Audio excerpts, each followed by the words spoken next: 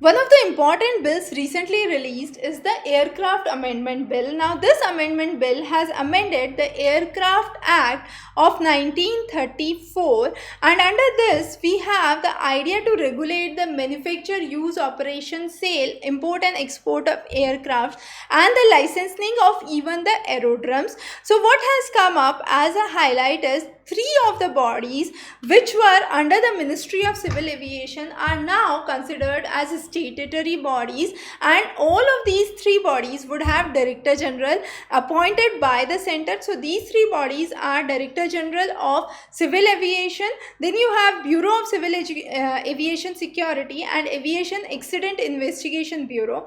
The Director General of Civil Aviation would look after the oversight and the safety regulations with the bill.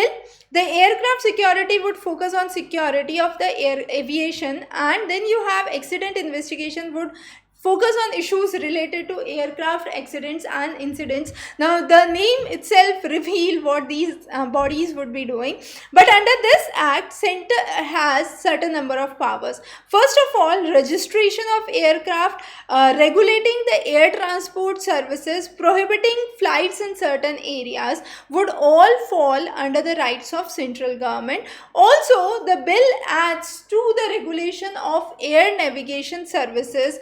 Also, there would be penalty in case of offences. This penalty could be 2 years or a fine of up to 10 lakh depending on the offence. Now, offences would include carrying arms or any other explosives which are contravening to the rules of the Aircraft Act that has been laid down, or construction of buildings within a specified radius of the aerodrome reference point.